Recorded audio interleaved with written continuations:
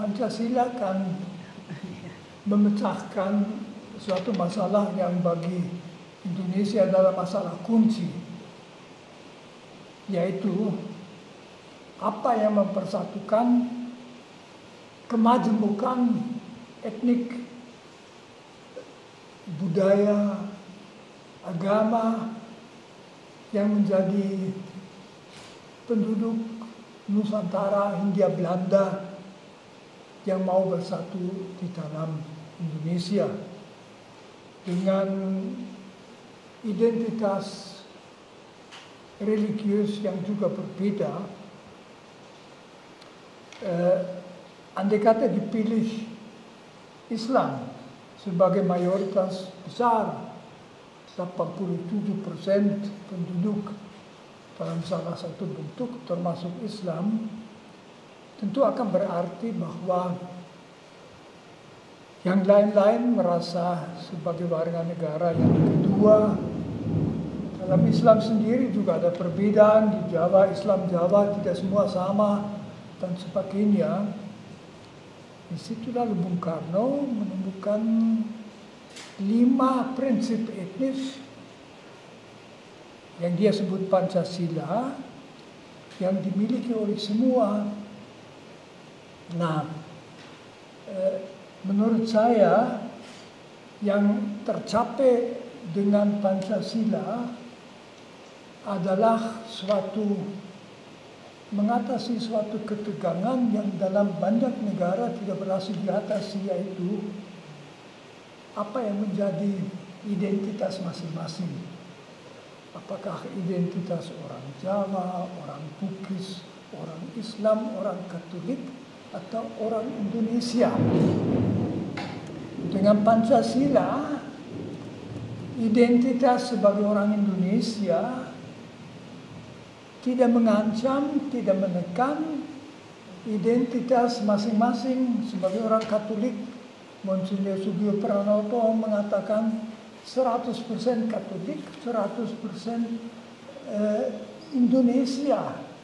Orang Islam tidak perlu memotong sebagian dari keislaman untuk menjadi Indonesia secara full dan sebagainya. Nah, itu suatu prestasi yang luar biasa. Jadi katakan saja orang Bugis, dia bangga bahwa dia orang Bugis dan dia juga bangga bahwa dia orang Indonesia.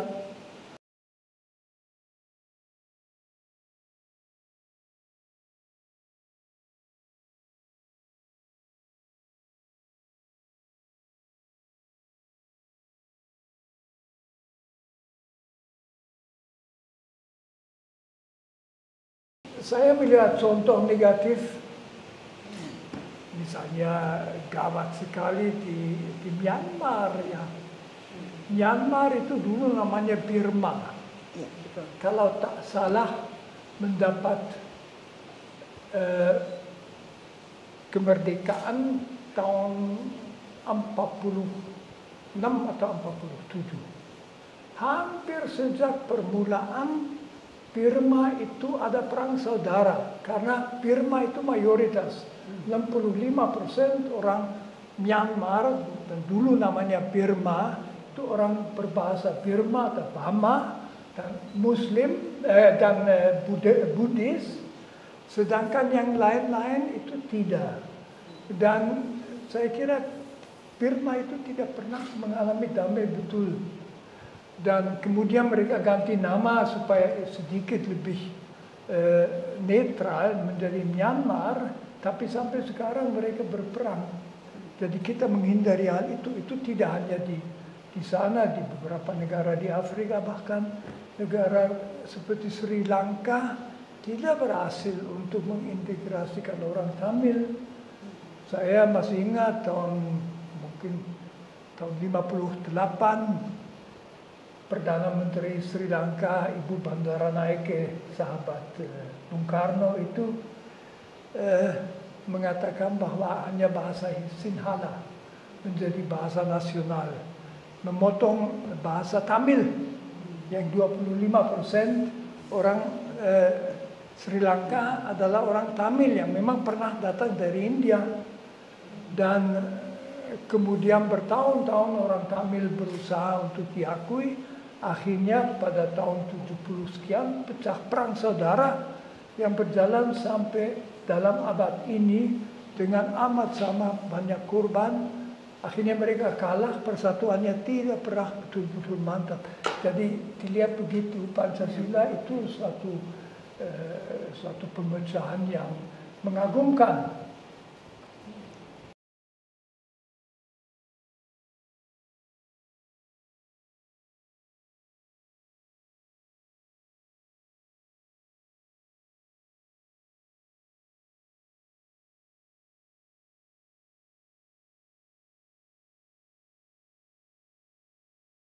Pancasila, saya anggap Pancasila ada satu segi yang masih kurang diperhatikan di sini.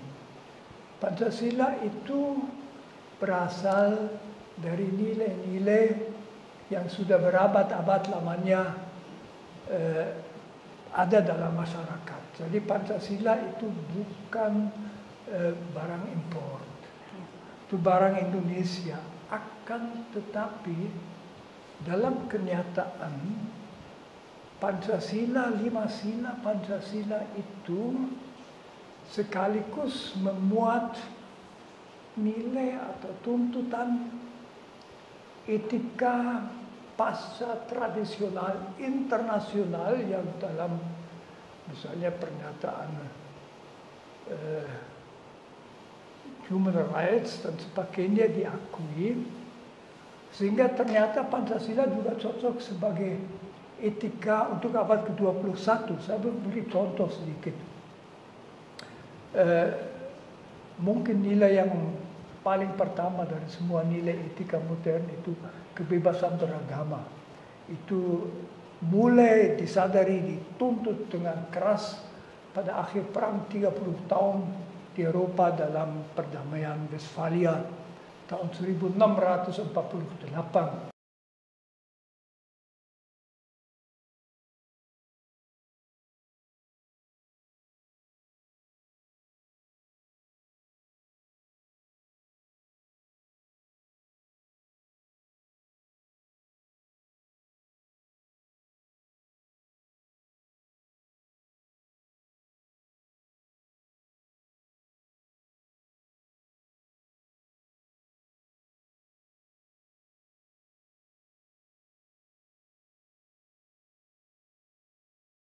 Saya berpendapat bahwa Pancasila itu tetap amat perlu.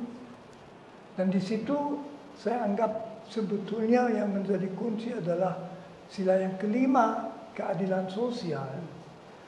Jadi umpamanya kita sekarang tidak punya masa kelaparan. Kebanyakan orang Indonesia bisa hidup dengan wajar.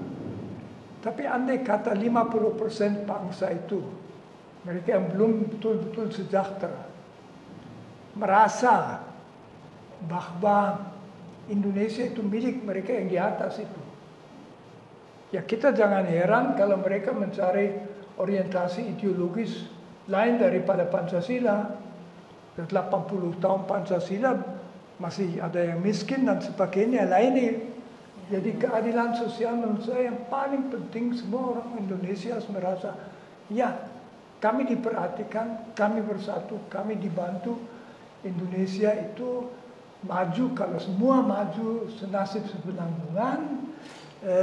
Itu yang kalau itu menjadi pengalaman Indonesia, kita maju. Jadi dalam arti ini Pancasila menurut saya memuat nilai-nilai paling dasar yang perlu kita capai kalau mau ke 2045 dengan amannya Pancasila.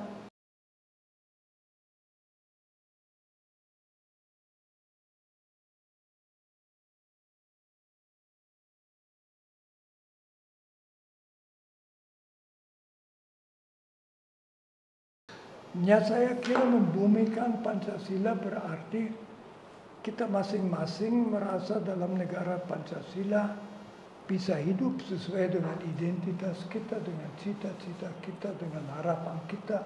Dan itu berarti membuat nyata 5 sila itu ya.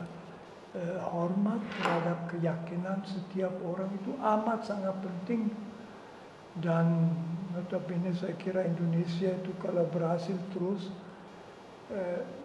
menjadi negara yang sangat diperhatikan internasional sebagai negara dengan paling banyak Muslim, di mana ternyata terjadi perdamaian dan hubungan baik antara umat beragama. Kebanyakan negara lain tidak berhasil dalam hal itu. Indonesia itu berhasil. Begitu juga semua sila itu kalau dijalankan, ya kita akan ambil kerakyatan yang misalnya mencolok di Indonesia dalam pemilu-pemilu, juga pemilu yang terakhir, bahwa rakyat biasa tidak punya masalah, tidak ada yang marah.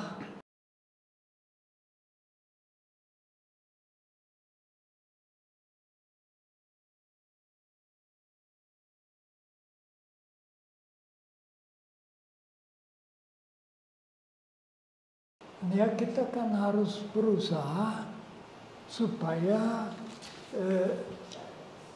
seluruh bangsa merasa bahagia bahwa mereka menjadi bagian bangsa Indonesia, dan itu mengandaikan bahwa mereka merasa dihormati dalam martabatnya. Itu sila pertama. Dan yang kedua, bahwa mereka bisa hidup dengan baik, bebas dari kemiskinan. Orang Indonesia bukan orang yang iri hati, jadi ada perbedaan dia terima asal saja orang kecil bisa hidup. Kalau demi proyek besar orang kecil digusur begitu saja, itu sesuatu yang membuat kesan yang amat sangat buruk. Jadi di situ mereka semua harus merasa di Indonesia kita diperhatikan dan kita dijamin. Lantas saya kira kecenderungan negatif yang pada setiap orang ada tidak akan berlebihan. Pesan saya adalah jangan hidup hanya bagi dirimu sendiri. Hidup kita bernilai dan kita akan bahagia bukan kalau terus mencari kebahagiaan bagi kita sendiri, tetapi kalau kita menyumbang sesuatu bagi kebahagiaan orang lain. Dan di situ kita dibantu dengan Pancasila. Itu menunjukkan bagaimana kita membawa diri supaya orang lain merasa syukur bahwa kita ini ada.